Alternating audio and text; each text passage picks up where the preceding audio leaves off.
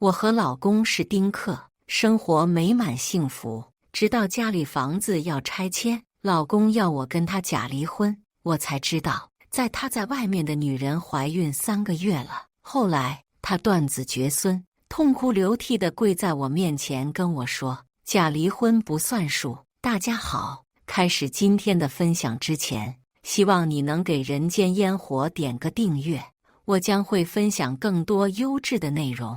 我一直以为我和老公生活的幸福美满，直到房子要拆迁，我才真正看清老公和婆婆恶心的嘴脸。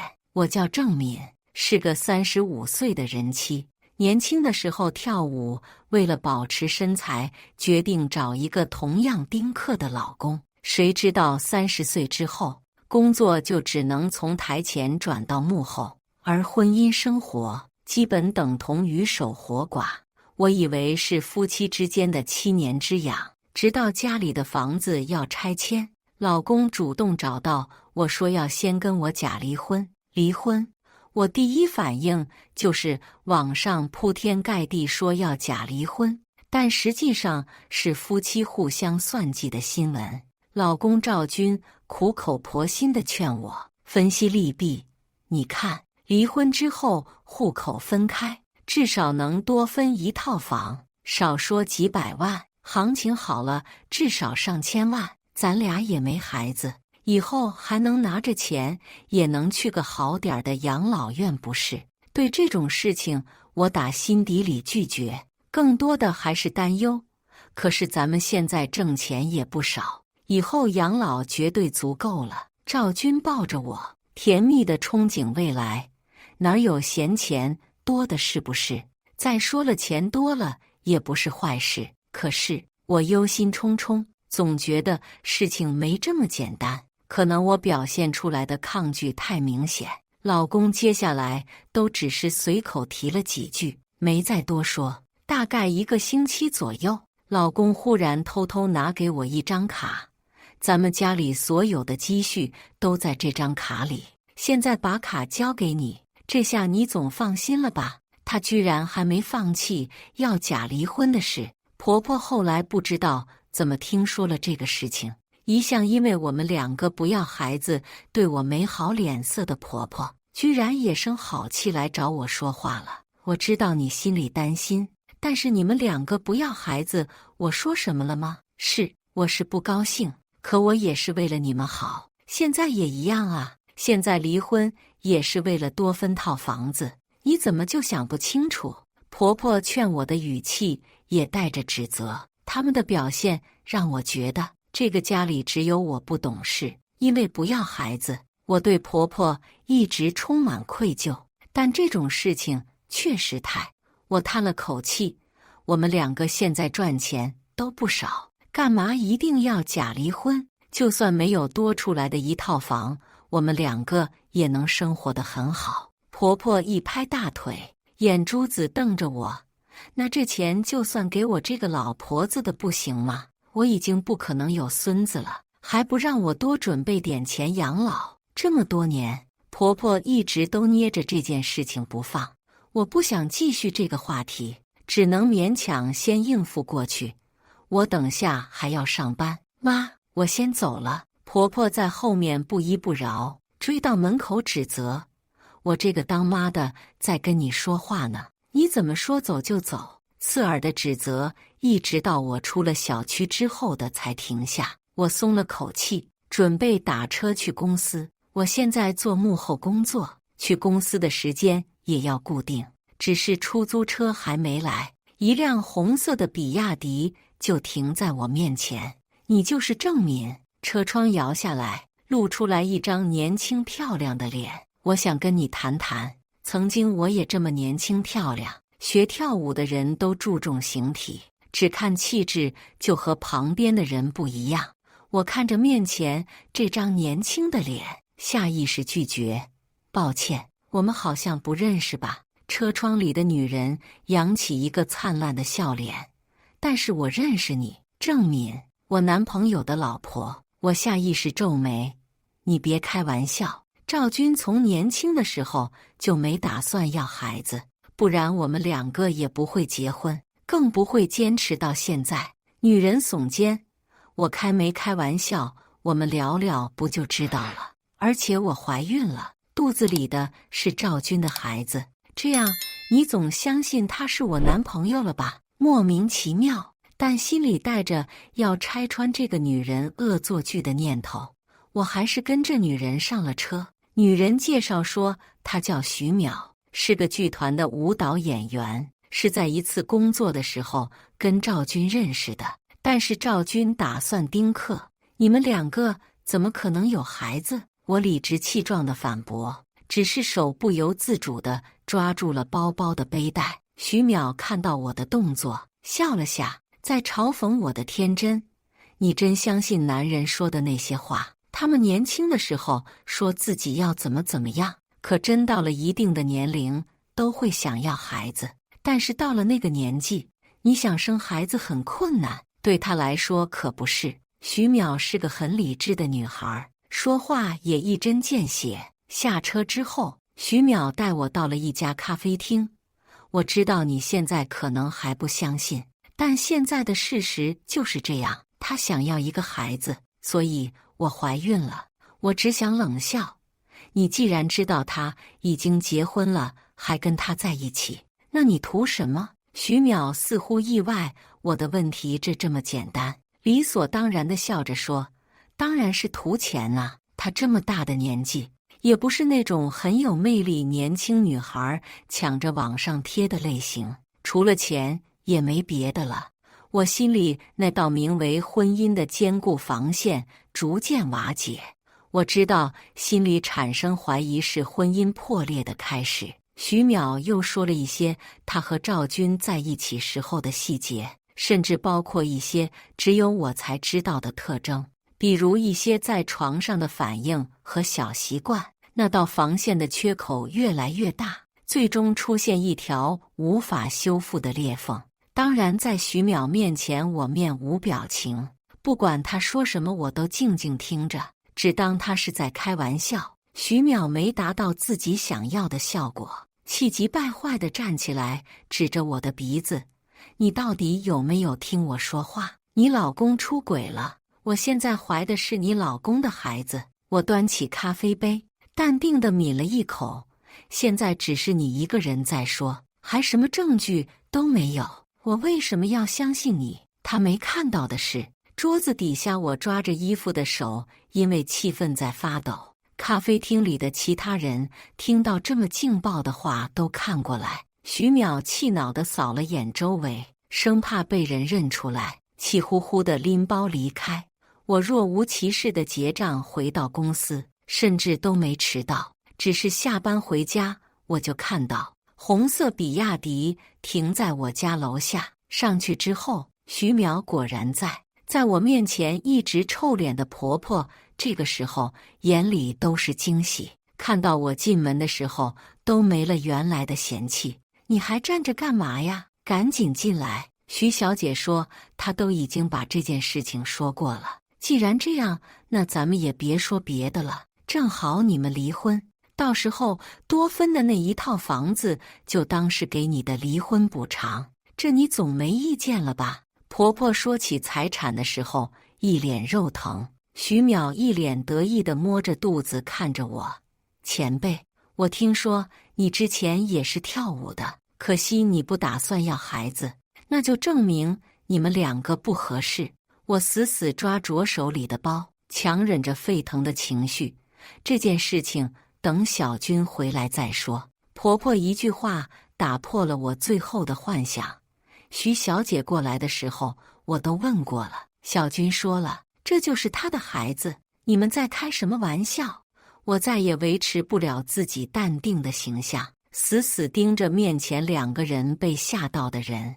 我以前一直告诉自己要修身养性，可现在还修什么身养什么性？我死死瞪着沙发上那个女人，就算有了孩子也能打掉。是赵军他自己说不想要孩子，现在弄出来个孩子也是他对不起我。前辈，做人要识时务，你不离的话，我们只能想点别的办法了。徐淼款款起身，婆婆笑得合不拢嘴，小心翼翼地扶着徐淼，生怕她的宝贝孙子出现一点意外。等房子里空荡荡的，只剩下我一个人，我看着周围，忽然觉得一切都如此陌生。赵军回来之后也解释了几句，但中心思想只有一个，那就是他也很无奈。他只是最近才想要一个孩子，但是之前试探着跟我提过领养，我都不能接受，他只能想别的办法。不过你放心，这孩子到时候我们也不留在这里，是我妈一直想要个孩子，到时候这个孩子就让他去养。你也知道，我爸因为意外死得早，他一个人孤单了这么多年，也挺可怜的。赵军试图跟我讲道理，我只是冷笑。所以我们两个离婚之后，你是不是也要跟那个徐淼结婚？赵军面色尴尬，试图狡辩，这也是为了让孩子出生能上户口，不然现在这个样子，你也不想我妈的孩子是我的私生子，就算是私生子，那也是你弄出来的，跟我有什么关系？我气得不行，我还是第一次知道这个男人居然还有这么一面。不过更让我觉得奇葩的还在后面。赵军看我说不通，他居然还一脸委屈地收拾好自己的东西，去客房休息，留下我一个人。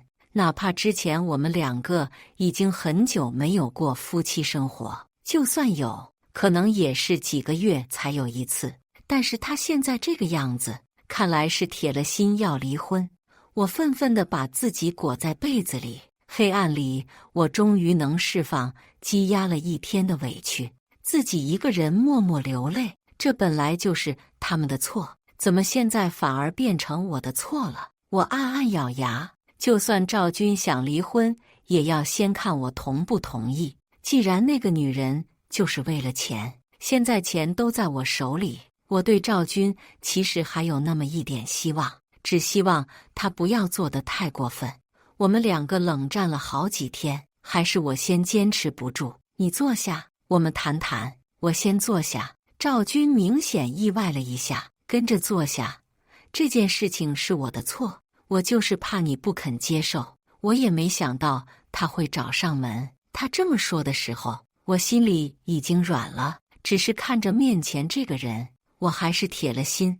那我们就不离婚，反正我们也不缺钱，大不了给徐淼一笔钱，让他把孩子生下来，到时候领养到我名下，这样一样是有名有分的孩子。毕竟我们两个夫妻这么长时间，婆婆想要孩子的想法我也理解，毕竟一开始也是我先说要丁克，赵军才同意，也是我理亏。赵军表情松懈，嘴角甚至有点笑容，凑过来说：我知道你的意思，可这样孩子的来历要怎么说？再说了，要是多了个孩子，我们钱多一点也是好事。这样那笔钱就这么说了。你也看到了，我妈其实也就是只想要个孙子，到时候把孩子带过来，她以后对你也能好一点，不是吗？我每次面对婆婆，心里都带着愧疚，这样一解释好像也可以理解，但我还是非常严肃地警告，出轨有孩子的事情我暂时原谅你，但是你要是还有别的事情瞒着我，我绝对不会放过你。赵军立马举手发誓，又说了几句软话，我再大的脾气都发不出来，这时候也只能自我安慰，只是想要一个孩子而已，而且也不是让我生，就当领养的，就是孩子的亲生父亲是赵军这件事，成了我心里的一根刺。再说了，现在家里所有钱都在你这里，你还担心什么？赵军哄着我，这才哼了一声，冷脸维持不住，勾起一个笑容。上班闲聊的时候，我没忍住跟闺蜜钱青说了这个事情。钱青也和我一样，我们两个大学时期就是同学，现在都是10几年的好闺蜜了。只是钱青从来不信男人，哪怕我找了一个丁克的老公，她也一样撇嘴，谁知道男人那张嘴是真是假？反正不要孩子，我们自己赚的钱也够用，何必找男人让自己生气？每次他这么说，我都觉得他想法太过极端。但是经过了这几天的事情，我忽然觉得钱青有多明智。可是我和赵军在一起这么长时间，心里还是有感情的。钱青知道我对于这件事情的想法之后，恨不能晃晃我的脑子，看看里面到底是不是全是水。我当时还觉得他太小题大做，后来才发现钱青才是真看得明白。你说他把家里的钱都给你了，那你看到里面的钱了吗？你拿到手了吗？钱青恨铁不成钢。我看了眼放在不远处的包，下意识说，那倒是没看过，我们都老夫老妻了，这点信任还是有的。钱青就差没有指着我的脑袋直接说了，我看你就是傻子，他跟你说什么你就信什么。他还说一直跟你丁克呢，现在不也有孩子了？我觉得赵军不至于在这种事情上骗我，可奈何钱青一直坚持，我也只能答应跟他一起去看看里面到底有没有钱。我都说了，这事情肯定是你想多了，他再怎么样也不至于用这么明显的手段。只要我一看卡的余额，那不就都露馅了吗？钱青冷哼，双手抱胸，你们俩都在一起这么多年了，我都知道你不至于去看这些东西，难道他想不到？还是说你打算等结婚签字了之后再看？钱青是个很有主见又雷厉风行的人，不然当年我也不会觉得自己年纪大了就想找个人结婚，他就坚持自己一直单身到现在。下班的时间只有取款机还在营业，我在钱青的眼神示意之下，无奈地把卡放进去。总之这里面肯定有钱，我都说了，你怎么就不相信我？输入密码查询余额，看到里面的数字，我愣住了，000元。赵军居然真的一分钱都没打算给我，那他说的假离婚肯定也是假的。我失魂落魄地从里面出来，钱青看到我这样子，已经明白了我看到了什么。现在你打算怎么办？钱青担心我的精神状态，我茫然地摇头，根本不知道现在该怎么办。我和赵军在一起10几年，可是现在忽然发生了这么多事情，我怎么接受得了？他真的只是为了跟我离婚，所以才说了这么多东西来骗我。我除了觉得可笑之外，还觉得恶心。我当初怎么就瞎了眼看上这么一个男人？赵军现在不是想离婚吗？我偏偏就不让他离婚。钱青直接带着我打车去找律师，对方给出的建议是先找到赵军出轨的证据，但是这个证据不能是偷拍偷录，这样的证据就明摆着代表我也犯法了。可是不偷拍偷录，那要怎么办？总之先回去想办法。既然那小三怀孕了，他就等不了，说不定他会自己忍不住。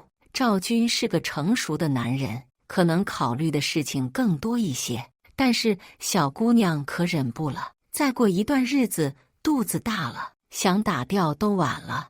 我没跟赵军说我已经知道银行卡里1分钱都没有的事情，只是装作什么都怎么发生。每次他想说服我去离婚的时候，我都故意找理由错过领证时间，实在躲不过去，就只能想个理由。我知道你的意思，可现在拆迁的事情还没有一个确定的结果。那小姑娘跟你在一起，你总不能以为她真的是为了你这个人吧？赵军眉头一皱，显然根本不觉得我说的话需要担心。我嘲讽地看着他，因为年纪变大而变得臃肿油腻的身材和日渐稀疏的头发。结婚这么多年，我因为舞蹈的原因，一直到现在都在坚持锻炼，身材根本没多大变化，反而随着时间的推移更有女人魅力。不过他知道我心情不好，没有反驳。那你的意思是，我趁着这个机会给他出主意，就一个字，拖。他是为了你的钱，我们要拖到他不能把孩子打掉，只能把孩子生下来的时候，那时候才是万无一失。这样不管他之后有什么想法，至少孩子我们到手了。可是这跟我们俩离婚的事情有什么关系？赵军迟疑地问。我知道他心里可能觉得不对，但一时间还想不清楚到底哪儿不对。你就说我不答应离婚，不然他跟你结婚就把孩子打了，再离婚一样要分你一半财产，这不也是损失吗？我不断诱导。赵军这人看着对谁都好，其实他这个人最喜欢的还是他自己。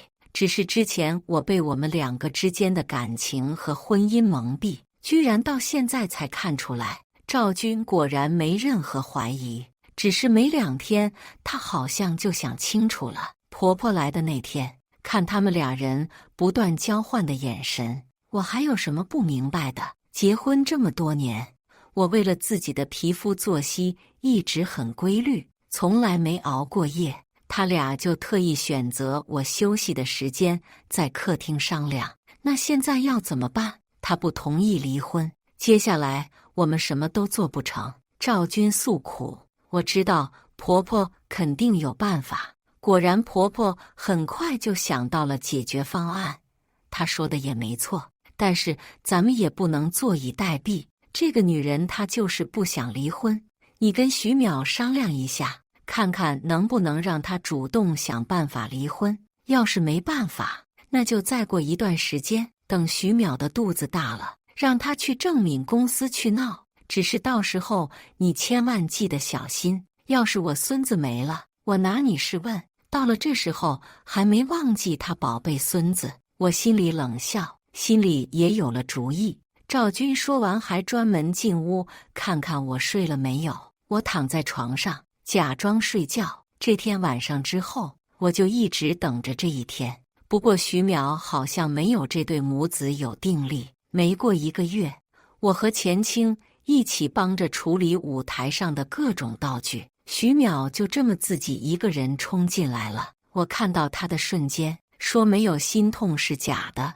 赵军居然真的这么绝情，要把这种事情闹得人尽皆知。但在这种人面前，我要是脆弱了，他们才会开心。所以我就当不知道他来做什么。周围的工作人员都是我同事，现在看到一个陌生女人大着肚子气冲冲走进来，注意力全都放在我们身上。郑敏，我们聊聊。徐淼撑着腰，高傲中带着点儿得意地盯着我。我看了眼周围，现在所有人的注意力都在我们这边。我干脆做出淡定的样子，哼笑。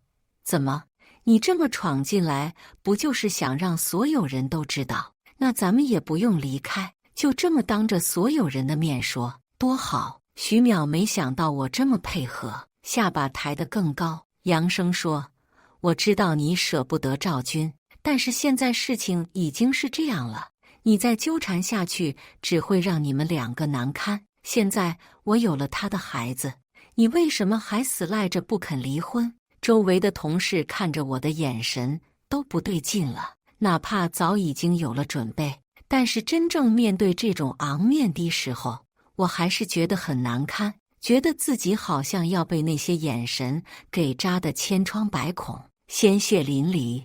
钱青把我挡在身后，冷眼看着这个当小三还一脸骄傲的人。我倒是没见过你这样的人，给人家当小三怀孕也就罢了，居然还敢找到原配公司来，那又怎么了？我们2个是真心在一起的，而且我现在也怀孕了，这是我们2个的孩子。难道你真要这么狠心？我看狠心的是你才对，人家夫妻2个生活得好好的，你非要来横插一脚，还振振有词。当小三当到你这个地步，也是没谁了。钱青双手抱胸，我们这里都是舞蹈相关的人，很多都是女性，大多数还都是从舞台上退下来的。漂亮的女人总是有特权，也会吸引一些有钱男人的注意，所以我们这里面也有自己老公出轨包小三，还有一些是自己就在外面给人当小三。别人的事情我不便评价，但是这个女人敢嚣张到我面前，说到底还是因为赵军的纵容。现在这里所有人都会知道我老公有了小三，甚至还默认让怀孕的小三过来公司这边逼我离婚。我以为自己已经准备好了，可是真到了这个时候，我眼里都是眼泪。钱青回头看到我这样，立刻担忧地挡着我，看着前面这个女人，哼了一声，说：行了，你要是识相的就赶紧离开，现在你的目的也达到了，要是再这么下去，就别怪我对你不客气。我抓着钱青的胳膊，才能勉强站稳，控制住自己的身体，看着对面那个女人，说：好了，你想做的事情也都做到了，那你现在是不是可以离开了？徐淼看了眼周围，一点不介意周围人的眼神，和之前完全不一样。显然是有了赵军的支持之后，他也不害怕被这些圈子里的前辈知道了。他双手抱胸，故意挺着肚子说：我还没达到目的呢，我的目的就是为了让你和赵军离婚，你自己不知道。你说我什么都可以，但是我就是好奇一点，你跟赵军在一起到底是为了什么？怎么就不想离婚？他不是已经给你钱了吗？钱青第一时间想反驳，还是我拉着他的衣服，冷静地看着对面这个比我年轻的漂亮女人。这就算是我给你的忠告，而且我只说一次，你想跟赵军在一起可以，但是婚姻是我们两个的事情，现在我还没想好，你还是慢慢等着吧。徐淼没想到都这样了，我都不愿意离婚，气冲冲的上来就想给我一巴掌。整个场地都在布置道具，我们这一次要弄的场面非常大，所以到处都散落着东西。这些对我们这些幕后工作人员来说，穿着高跟鞋来去自如，没有任何问题。但是对徐淼这个只上过舞台的人来说，问题就很大了。他脚下不小心踩到东西，整个人都往后仰，旁边围观看热闹的人都没有靠近，所以导致他倒下的时候，身边的人想接住他都来不及。徐淼背后的道具挡了一下，他顺着砸到地上，有个尖锐的道具就在他肚子下面。快去叫救护车呀！你们还站在那里看着干什么？我反应了一秒才缓过神，急忙对着身边的人喊，尤其是钱青。我焦急地拿出手机交给他，密码你知道，赶紧打急救电话。徐淼的肚子已经显出来了，可那个道具前面是尖的，这么重撞下去肯定要出事儿。钱青虽然站在我这边替我打抱不平，可面对这种情况也不可能不管徐淼的死活。可看看我都跑过去了，他也只能一咬牙拨通了急救电话。救护车到医院之后，赵军和婆婆也都到了。婆婆被这个消息吓到了，走路都扶着墙，一脸慌张地找病房，嘴里喃喃：不行了，我孙子呢？我大孙子没事儿吧？人到底在哪儿啊？老天保佑，千万不能让我孙子有事儿。赵军也一脸焦急地看着里面，我看着这俩人这样子，心里不是滋味。赵军扶着婆婆坐下，阴沉着脸走到我面前。我刚想解释，他抬手就是一巴掌，啪！医院的走廊空旷，巴掌声在这里格外清脆。我捂着脸，不敢相信地看着这个和我同床共枕了这么多年的男人。你打我！被打的地方火辣辣的痛，嘴里有血腥味儿。钱青着急地挡在我面前，免得赵军再动手，嘴里不留情面地呵斥：你到底还是不是个男人？要不是敏敏送他过来，他现在还倒在剧场那边流血。赵军反而倒打一耙，要不是因为你，他怎么可能会出意外？婆婆根本坐不住，紧紧盯着面前的手术室大门，看到里面出来的医生之后，更是紧张地上前问：“医生，孩子怎么样了？”赵军也急忙过去，没多大意外，撞成那个样子，徐淼的孩子不可能保得住。我也没想过这些事情最后的结果会是这样。婆婆好像受到了天大的打击，坐在医院的地上的悲痛哭嚎：“我的孙子，我的孙子没了呀！都是你，要不是因为你，我孙子不可能没了。”说到最后，婆婆居然指着我的鼻子开始骂。我失望地看了眼这母子两个，果然这俩人是一丘之貉。之前看了那么多东西，我还不相信，现在看来，他们说的都是对的。我累了，赵军，我们离婚吧。我带着钱青一起离开，转身的瞬间，眼泪才敢让眼里的眼泪掉下来。坚持了10几年的婚姻，居然还能走到这一步，在他们母子两个心里，我还比不上一个认识没多久的女孩肚子里的孩子。不对，那可不是普通的孩子，那可是他们的孙子。钱青拉着我喝了一夜的酒，我们之前就算出去应酬，也要顾及自己的身材。只有今天晚上，我想彻底放纵自己，让那一家人见鬼去吧。我告诉你，这里可都是帅哥，凭我们两个什么样的人找不到？我的眼睛已经迷蒙了，随手拉了一个人，就非要让他坐在我旁边，撅着嘴就亲上去。我只能听到周围不断的惊呼。接下来，我好像被抱起来，许久没有过夫妻生活的身体一点就着，汹涌的火焰把我焚烧殆尽。我什么都不知道了，只知道随着自己舒服，放纵自己的身体。清醒的时候，整个脑子都是懵的，尤其是身边居然还有一个火热的胸膛紧贴着我。我猛地坐起来，瞪大眼睛看着躺在身边的人，看着看着，忽然很眼熟，顾不得想我到底在哪儿见过这个一夜情对象。我只知道对方马上要醒了，必须赶快离开。我去卫生间好好整理了一下自己的外表，然后才赶回家换了套衣服，急匆匆往剧场赶。钱青一看到我出现，就暧昧地看着我：“怎么样？昨天舒服吗？”我看他这样子，就知道他肯定知道我昨天晚上发生了什么，咬牙切齿地说：“你知道我被人带走，还不去救我？这怎么能说我不去救你呢？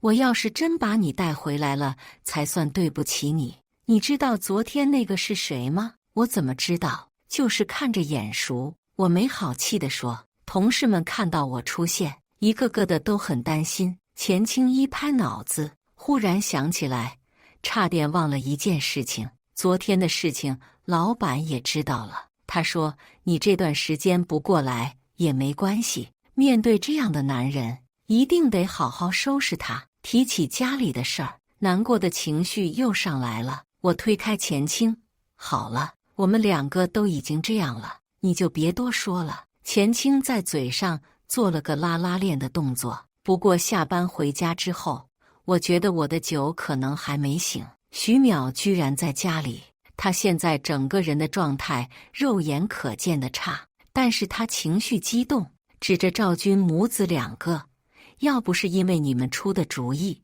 我现在也不会这样。现在你们说怎么办吧？”婆婆自然也冷着脸：“孩子都没了，你还想怎么样？”赵军自然是站在婆婆那边，指责徐淼：“本来就是因为你怀孕了，所以才打算跟你结婚。但是你现在孩子也没了，结婚的事儿也只能这么算了。”对他们两个这种反应，我居然没有一点意外的感觉。不结婚也可以，我要500万。徐淼直截了当。赵军当然不可能给他这笔钱，甚至还鄙夷地看着这个刚失去了孩子的年轻女孩：“你是不是疯了？我怎么可能给你500万？”徐淼也是个狠人，行啊，你们不给我500万，我就出去告诉所有人，说你是个什么样的人。你在开什么玩笑？赵军鼻子皱了一下，显然害怕他真的出去乱说。我就站在门口看戏，只是看着我之前自以为幸福的家庭解开那层遮羞布之后，居然是这种丑陋的样子。我的心就像被什么捅穿了一样的痛，只是痛到了极致的时候，我居然想笑，最多给你50万，再多就没了。赵军纠结许久，下了最后通牒。婆婆更是拿出了之前面对我的阴沉脸色，你要是不答应我，现在就去你们剧团，告诉里面所有人，你是个勾引有妇之夫的婊子。等你的名声臭了，你不只拿不到50万，工作也保不住。赵军这时候好像想到了什么，忽然说：“而且你是不是忘了，郑敏的同事可都是你们舞蹈圈子的人？虽然他们在做幕后，但里面厉害的人也有不少。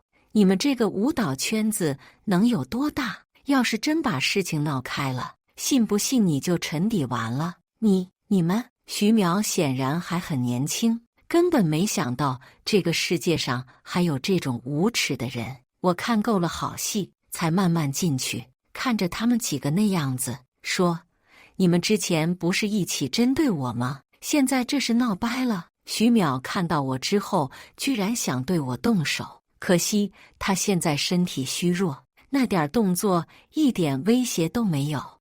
我皱眉看他忽然苍白的脸色，说：“我要是你，我现在就回去休息，身体要是毁了，那可就什么都没了。”徐淼显然更忌惮这个，恨恨地看了我一眼，再看看那边坐着的母子2个，愤愤地拎包离开。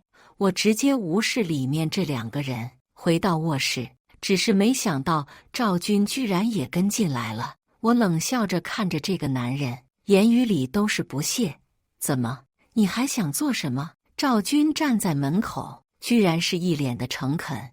我们能不能好好聊聊？听到这句话，我就想笑。之前是我想找他聊聊，现在倒是他想找我了。我直接过去想关门，只看到这个人，我就觉得碍眼。抱歉，我觉得我们2个之间没什么好说的了，一切都在你打那个巴掌的时候结束了，这是他自找的。赵军用身体把门挡住，最后硬生生挤进来。我知道之前的事情是我的错，可是当时那个情况，只要是个正常人，恐怕都会想，是不是你故意把他的孩子弄掉了？赵军居然还怀疑地看着我，我气笑了，抬高声音替自己辩解，对这个自己之前喜欢的男人失望至极。我们当时在剧场都有监控，你要是不信自己去看，他身边一个人都没有，自己意外摔倒，跟我有什么关系？再说了，当时在场那么多人，你觉得我会在大庭广众之下把一个孕妇弄到流产，哪怕这个女人怀的我丈夫的孩子？赵军看我这么强硬，知道这时候不能跟我对着说，选择转移话题安抚我。我也不是那个意思，我只是想说，我们2个能不能心平气和地谈谈？之前我们2个有矛盾，也是因为孩子，可现在孩子也意外没了。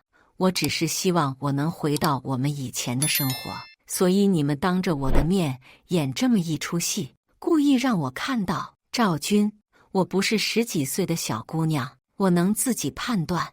你跟我在一起的时候，就该知道我是个什么类型的人。我直接把人推出去。我没想到的是，居然有同事告诉我，居然真的有人把那段时间的录像弄走了。我听到之后只想笑，对赵军失望的同时，更是觉得这样的男人真恶心。他从头到尾都没有相信过我。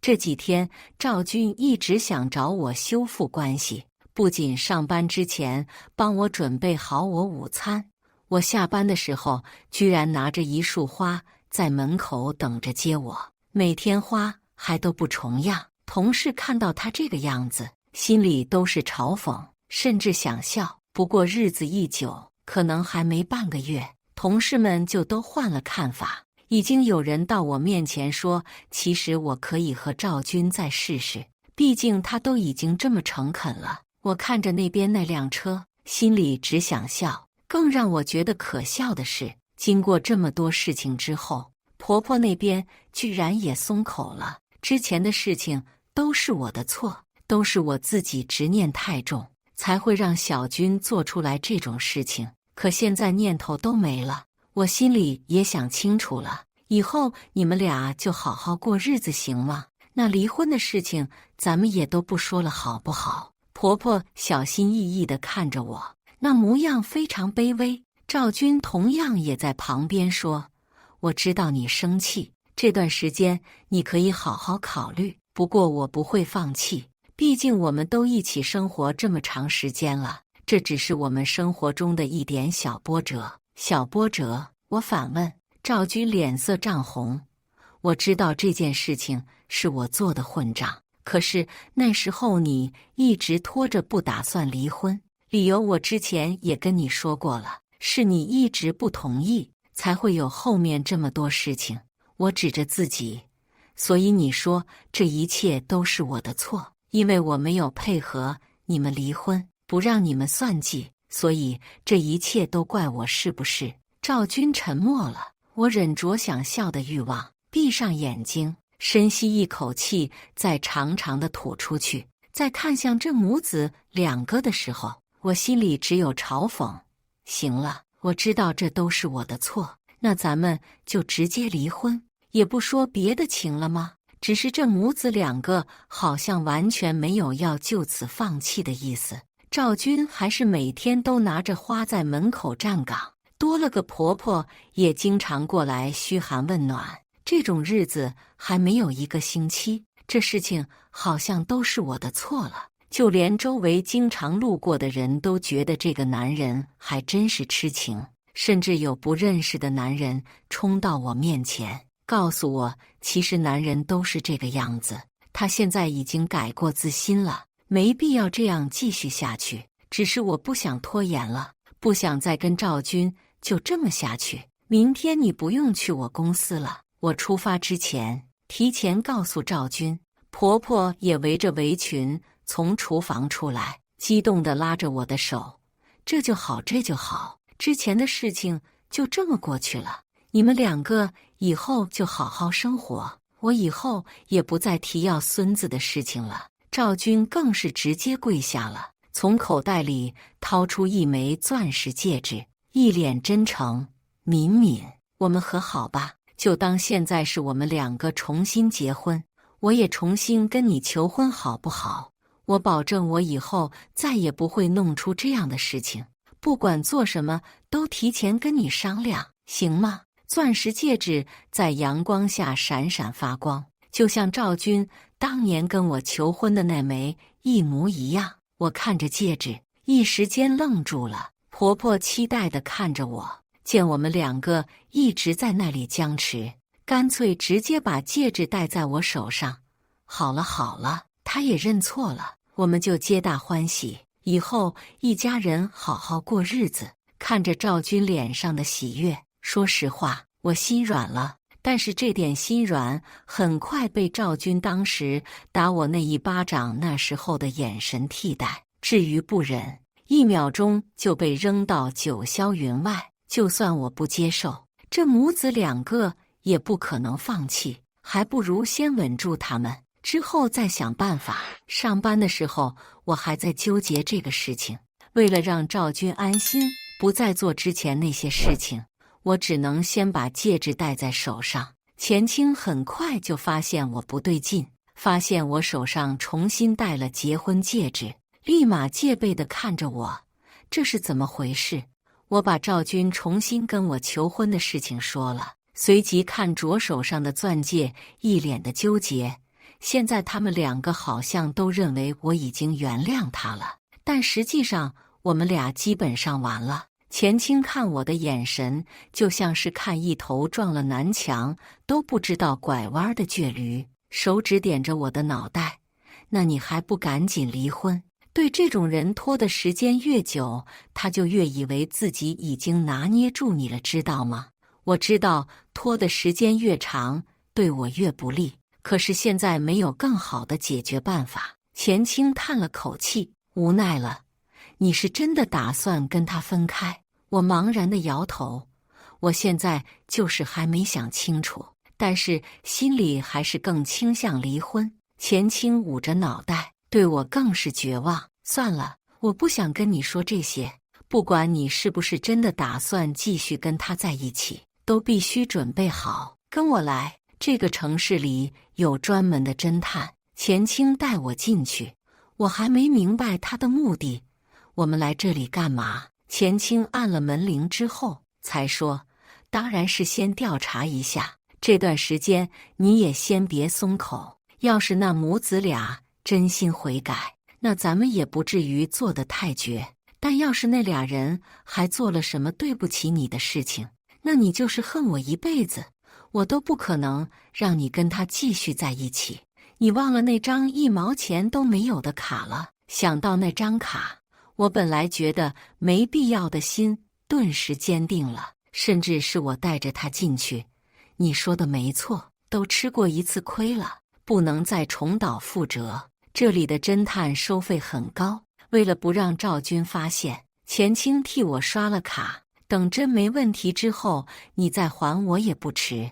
不然被他发现了，我们现在的准备不就白费了？我也觉得这件事情没有问题。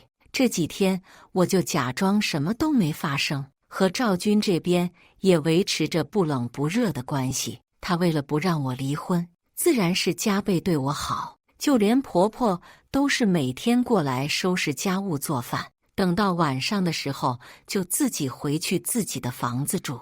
这和之前可完全不一样，我看在心里，也在等着侦探那边调查的结果。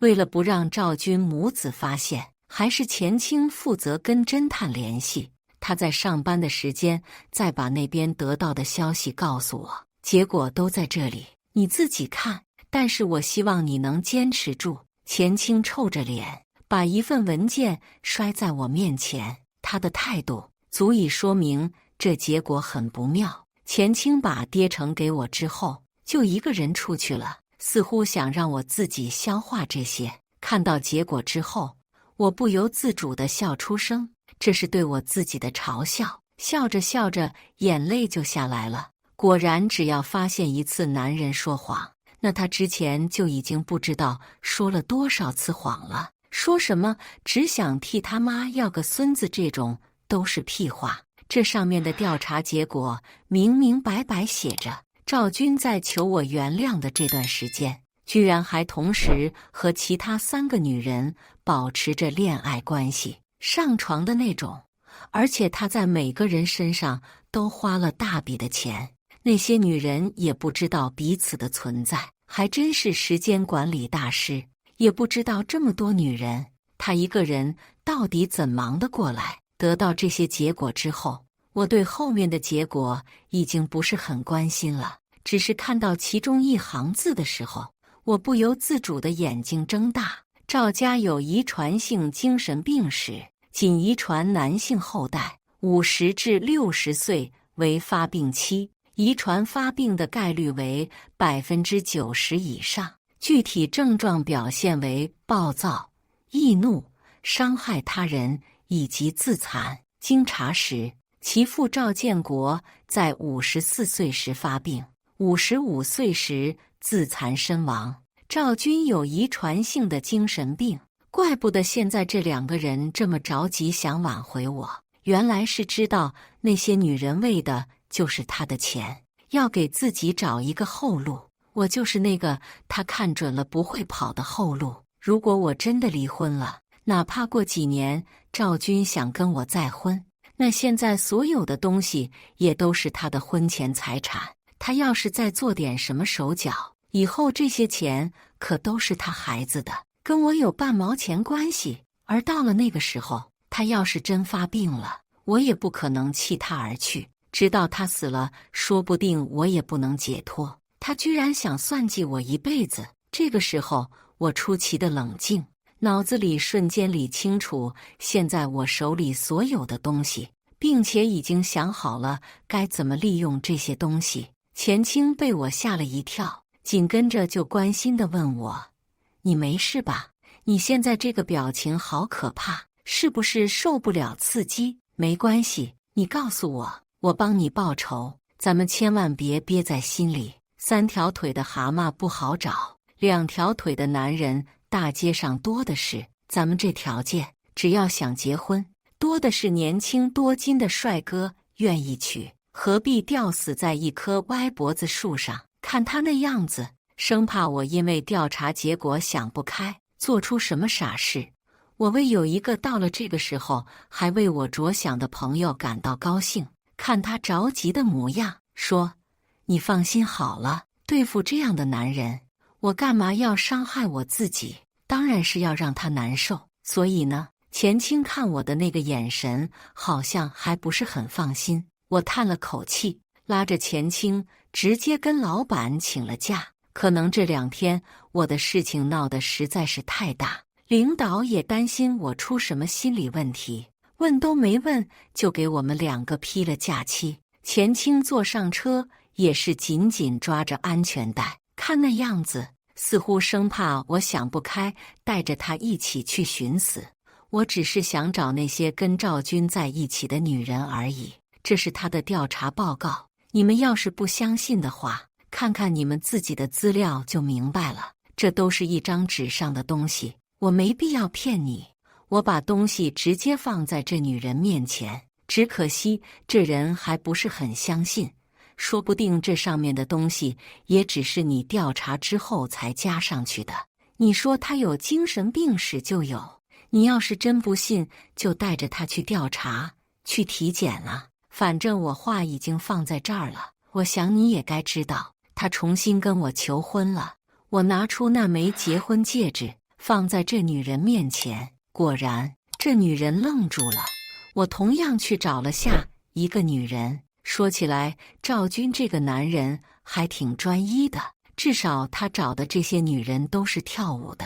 钱青看我就这么把几个人都找了一个遍，心里更担心了。等从最后一家里面出来之后，他拉着我，手贴着我的脑门儿：“你真的没事儿？你跟他们说这些干什么？”我笑了笑，拉着他坐下，微笑着说出了自己的计划。这些女人跟赵军在一起，无非也是为了钱。你也听到了，他们统一说的都是赵军马上就要跟我离婚了，然后再娶他们。我就是要让他们知道，哪怕他们中间真的有一个人跟赵军结婚在一起了，他一样会和养着他们一样，在外面养别的女人。而且他现在都快40岁了，这些女人可都才20多岁。你想想，在他们30多的时候，老公就疯了，很有可能会把他们弄死，或者是在他们面前自杀。哪怕死不了，也一直纠缠着他们。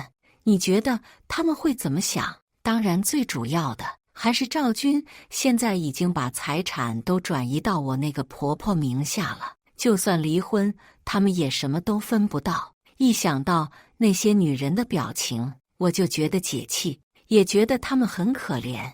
我直接拿着东西找到赵军，直截了当的要求离婚。离婚？不可能！赵军看到这些都要崩溃了，他这种表情比那些女人的更让我解气。我点着上面的东西说：“你也看到了，这是你出轨。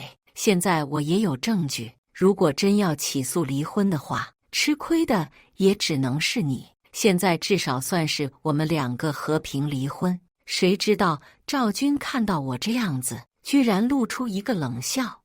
我倒是要看看你打算怎么做，有本事你就去试试，看看到底能不能跟我离婚。试试就试试，只是到了地方，工作人员告诉我的话，却让我的心如坠冰窖。申请离婚需要1个月的离婚冷静期，在这1个月之内，如果男方真心悔过，看在2位过往幸福的婚姻生活，我们这边很有可能不予批准。真心悔过？开什么玩笑！可为了过审，也只能忍了。可眼下的情况就是赵军充满恶意地盯着我，但面对工作人员的时候，他却变成了愧疚。我也就是一时冲动，之前也没想过那么多。男人嘛，都好色，但是我现在都已经想清楚了，也准备跟那些女人一刀两断。可是他就是不愿意。亲爱的，我是真心想挽回我们两个之间的关系，求求你原谅我好不好？赵军当着工作人员的面给我跪下了，我心里恶心的像吃了10万只苍蝇。那这一条呢？他在结婚之前隐瞒了有危害他人倾向的遗传病史，而且发病几率高达90%，这个总能当成离婚理由吧？抱歉，发病几率90%也不代表一定会发病。而且隐瞒重大疾病也是在结婚的时候，他有严重可能致死的疾病未告知。他现在的身体状况依旧是健康，也就是说，这个理由也离不了。这个时候，我心里只有绝望。钱青知道这个的时候，恨不能跟着我一起冲进去。可现在都已经这个样子了，只能想别的办法。其实我知道一个人，不知道能不能帮上忙。他忽然说，我随口问了一句，说谁呀？离婚都能帮？钱青眼神飘忽，那样子倒是有点心虚。我看他这样子，心里更奇怪了。你说的到底是谁？钱青被我盯着，最后也只能一咬牙说，就是那天你一夜情的对象。我的脸轰得红了。那天晚上的事情，我明明谁都没说，可我模糊的记忆里，我好像被那个男人抱起来扔到房间里了。之后要发生什么事情，好像也不用我说。你怎么可能知道他是谁？我一个字一个字往外蹦。虽然这么大年纪了，但这是我第一次和赵军之外的男人做。钱青在我的逼问之下，也只好自曝。其实那天你遇到的那个男人，不是酒吧里随便一个，不然我能就这么把你丢在那儿吗？我面无表情地盯着他。钱青也只能继续往下说，我看你终于要跟赵军离婚了，就想着看看能不能帮你找到以后的另一半。正好我这里知道一个从你还在跳舞的时候就喜欢你的人，人家为了等你这么多年都没结婚。你在开玩笑吧？我自认漂亮，可是也没那种能让人着迷到这种地步的魅力。钱青哼了一声，肩膀撞了我一下。你忘了，你还没结婚的时候，就有一个人一直追你，只是那时候你觉得人家是个小孩，就一直没在意。后来你就结婚了，不过后来他还一直关注你，就是想默默守着你。真是的，这是什么偶像剧情？我怎么都遇不到。你说正事儿，我被这女人的脑回路给征服了。钱青也只能继续。后来的事情就很简单了，那小子毕业之后就回家继承家业，当然只是一部分家族产业，但对我们这些人来说，还是只能仰望。现在公司这边就跟那小子的公司合作，他知道我跟你熟，一直在跟我打听你的消息，所以那天我们去酒吧买醉。钱青觉得我彻底放下了，干脆给那小子一个刷好感的机会。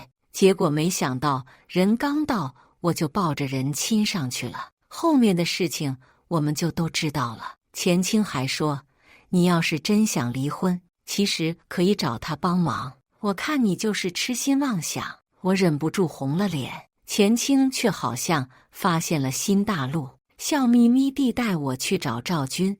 我们这年纪也不算大嘛，再说了，那小子为了你都瞪了这么多年了，你总不能把人说了就不负责。钱青带着我去起诉离婚，出庭的时候直接把赵军出轨的证据都带上了，还有赵军之前跟他们恩爱的东西。当然，这些是我花了一大笔钱从他们手里买来的。法院当时就判了我们离婚，只是赵军的婚前财产还是他的，其中就有那套要拆迁的房子，婚后共同财产以及我的婚前财产全都归我。婆婆，不对，是前婆婆从里面出来的时候，恨不能生吃了我。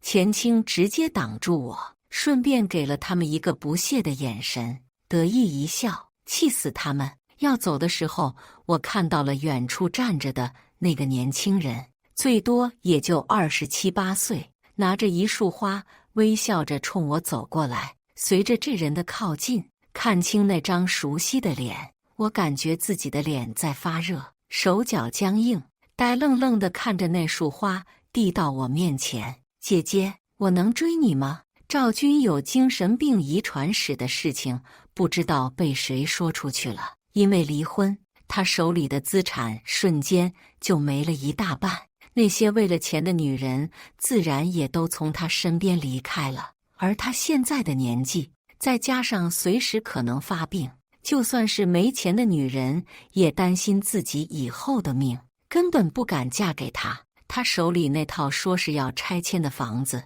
也因为上面的资金不足，直接舍弃了。他最后的希望也破灭了。你看，其实这世界上真的有报应。